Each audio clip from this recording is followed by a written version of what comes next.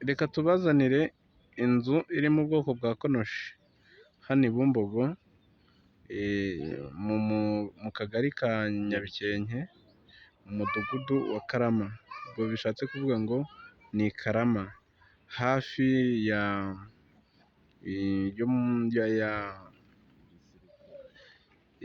hariya i Karama, hariya perezida ajya akunze kuza kwiyamamariza, ku bahazi, hafi n'i Musave. Mbese ukoresheje amaguru kugira ngo uve hano ugere i Musave byagusaba nk'iminota 20 gusa n'amaguru. Tekereza nawe na moto nawe ubyumve, ni hafi cyane no kuri Azamu. Tubazaniye rero imari iri muri ako gace, ifite umuhanda uyigeraho. Dore nguyu umuhanda, ngira ngo murawubona, dore nguyu, ukaza uhita winjira iwawe. Murabona ko aha hantu hafite pariseri ngari igaruka inyuma, aha hose ni mu buso bwayo, ikaba ifite icyangombwa cyihariye. Ikindi wamenya kuri iyi mari, murabona ko ikoreye amasuku, ni inzu ikoreye amasuku, ikaba ifite amazi, umuriro, ikaba ishaka miliyoni 19 rwose. Ushobora kuza ukihahira iyi mari nk'uko uyibona.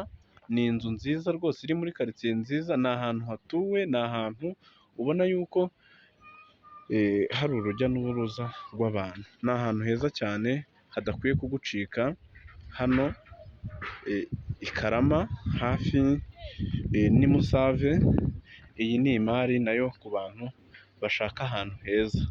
Murabona ahantu iri, hari abantu bakunda ahantu hatuwe cyane, haba hatuwe rwose. Ni agasozi gatuwe neza kari haraguru y'umuhanda mugari, ku muhanda mugari uva hano i Musave, wa wundi bateganya gucumbukura kaburimbo bakayikomezanya i Bumbogo. Ni ahantu hadakwiye kugucika, hameze neza, umuntu ashobora gutaha akishimira kuba yahataha.